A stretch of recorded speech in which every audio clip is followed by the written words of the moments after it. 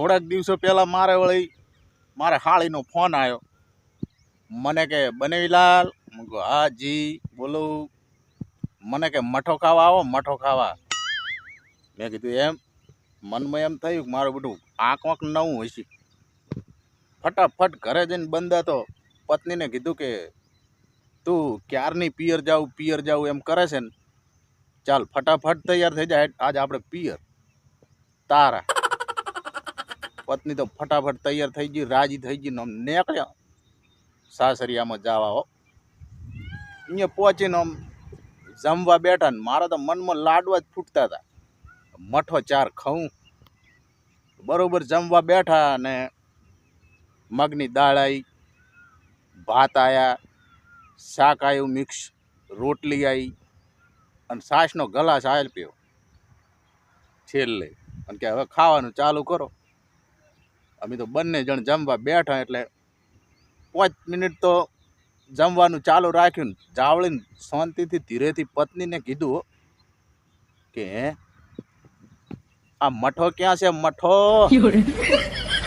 પત્ની કે કનો મઠો? મેં કીધું મારે તો તારી બેનનો ફોન આવ્યો હતો, મને કે મઠો ખાવા આવો. એ લાલચમાં હું તો મઠો ખાવા આવ્યો છું, મને મઠો છે હજુ સુધી પીરસ્યો નહીં કોઈ. મને કે ઓભળો, આ તમે જે મગની દાળ કાઢી ને એને અમારે અહીં બધાય મઠો કહે છે. શાંતિથી ઝાપુટી રહો, લડતા નહીં, આ મારું પિયરિયું છે. એટલે મેં થોડુંક હાટું વાળતા કીધું કે મારા બાપનું ઘર કુરુક્ષેત્ર છે, રોજ રામાયણ ને મહાભારત મોડે છે. હવે આવી અફવા શિખર કોણ ફેલાવી રહ્યું છે કે 5 પેટી કેરીની જમીને આપવાથી વરસાદ બહુ સારો થાય. સારું નહીં, મજા આવી ગઈ. 5 પેટી હાથમાં આવે તો વરસાદ તો થાવો જ થાય ને, કેરીઓની તો મોજ પડે. આ અફાયું મારી બધી કેરીયું ખાવા બોલે બોલો. જમાઈ હાહરિયા મળવા ગયા છે એટલે જમવા બેઠા એટલે સાસુમાં પીરસતા કીધું કે જમાઈ ખીર આપું કે રબડી?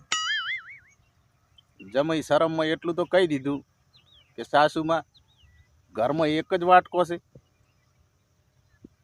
બે આલો ને બે ઝાપોઠિયા અલગ અલગ વાટકમ, રબડી એ આલો ને ખીરે આલો, બધું પુહાશી. આ બધા લોકોને ભૂરો હોય કુટુંબમાં. અમારે એક છે ભૂરીશ, હમણાં સાસરે ગયા એટલે રોકાણા થોડા દિવસ. એટલે સાસુએ તો એમને એક જ ધાર્યા 7 દિવસ તમે જુઓ તો રોજ પાલકની સબ્જી. સાસુમાને ખેતરમાં વાયેલી એટલે રોજ ખેતર જાય ને પાલક લાવે, અને રોજ ભૂરેશને તો 7 દિવસ એક ધારી પાલકની સબ્જી ખવડાવ્યો. 8મો દાડો થયો ને સાસુએ કીધું કે ભૂરેશ કુમાર આજે શેનું શાક બનાવું? ભૂરેશને તો ખબર જ હતી કે જે રેગ્યુલર છે એ થવાનું છે. એટલે સીધો જવાબ આલ્યો કે સાસુમાં મને ડાયરેક્ટ ખેતર બતાવો ને, હું જાતે જઈને અહીંયા સરી આવું. એટલે શાક બનાવવાની એ તકલીફ ના પડે. પણ પહેલા જમાનો હતો કે છોકરીઓ લગ્નનો સમય થાય, લગ્ન કરવાની ઉંમર થાય એટલે ડર લાગે કે સાસુ કેવી મળશે. પણ જમાનો હાવ બદલી ગયો. હા, હવે સાસુઓ બિચારી બીઆઈ છે કે વહુ આપણને કેવી મળશે, હાથ એવી મળશે કે નહીં મળે, આવું થઈ ગયું બોલો. હા, હમણાંથી તમે જુઓ તો ઘણા મહિનાથી સાસુમાં મને રોજ કોલ કરી અને ફક્ત એટલું જ પૂછે કે શું કરો છો કુમાર, અને શું કરે છે મારું ફૂલ. એટલે રોજ આવી રીતનો કોલ કરે. એટલે એક દિવસ મેં તો કંટાળીને કહી દીધું કે હવે તો 70 કિલોનું ફૂલેવર થઈ ગયું છે, તમે હજુ એને ફૂલ કરો. સાસુમાં અત્યારે સુધી ફોન નથી કરતા. હો એક જમૈરાજ સાસરામાં ગયા છે મારા જેવા, અને ત્યાં જઈને જમવા બેઠા એટલે 25 રોટલીઓ ઝાપુટી ગયા. એટલે સાસુમાં તો કંટાળી ગયા ને પરેશાન થઈને કે હે જમૈરાજ વચ્ચે વચ્ચે જમતી વખતે પાણી તો પીવું જોઈએ હો. એટલે જમાઈ કે પાણી તો પીવું છું ને. સાસુમાં કે મેં તો નથી જોયા તમને પાણી પીતા. પણ કે સાસુમાં હજુ વચ્ચે તો પોંકવા દો. સાસુમાં બિચારા મનમાં કે મારો રોયો 25 રોટલીઓ ઝાપૂટી ગયો તો અરે વસમાં ચારે પોંકશી. આખો લોટ પતી ગયો, દયણું પૂરું. આવો જમી બોલો ઉખડ.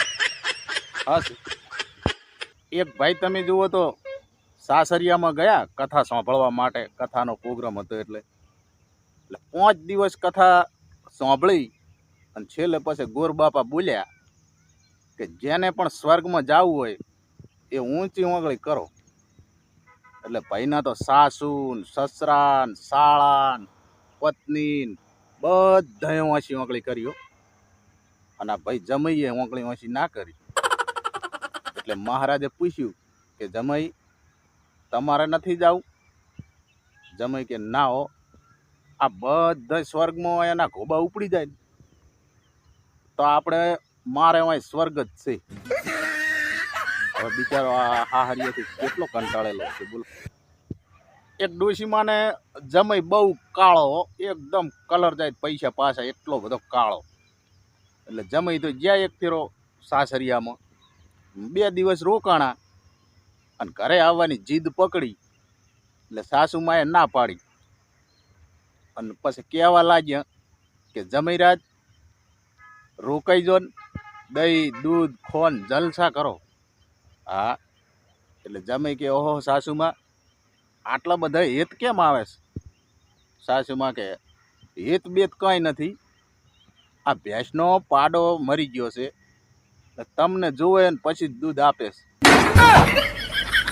ખરેખર એટલો કાળો ને આમ પાડા જેવો કાળો.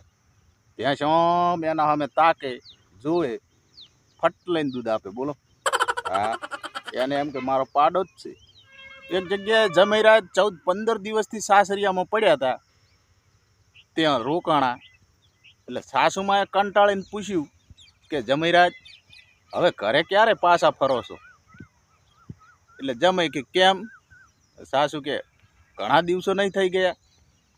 જમાઈ કે તમારી છોકરી મારા તો 6 મહિના તો રહેશે. તો સાસુ કે એ તો પણ મેં અહીંયા પરણાવી છે તો રહેવાની જ છે ને. તો જમાઈ કે તો મને શું અહીંયા તમે અપહરણ કરીને બોલાયો છે? મારું અપહરણ કરીને આ લાયા છો? ખટાતા જ નહીં. હમણે મારી સાસુએ મને સાસરી એમ ગયો હતો એટલે પૂછ્યું કે જમાઈ આવતા જન્મમાં તમે શું બનવા માગો છો? એટલે મેં તો કીધું ગરોળી. મને કે કેમ? મેં કીધું તમારી છોકરી ફક્ત ગરોળીથી જ બિયાય છે. આવતા ગરોળી બનીને એનો બદલો તો લેવો કે નહીં મારે આ જન્મનો. સાસુમાં ચૂપ થઈ ગયા બોલો બે ભોન. મારી પત્ની કોઈ પણ મંદિરની અંદર જાય એટલે પ્રાર્થનામાં બીજા જન્મમાં મને જ માગે કે આજ મારા પતિ જુએ. એટલે મેં એક દિવસ પૂછ્યું કે હું આટલો બધો ખરાબ હતો અને છતાંય બીજા જન્મમાં પણ મને જ કેમ માગે છે? મને કે તમે ખરાબ તો હતા પણ મારી કુટી જોડીને વખો પાડીને તમને સીધા દૂર કરી દીધા. તો હવે બીજા જન્મમાં કોઈ મારો સુધારેલો બીજીને થોડો હાલવા દઉં.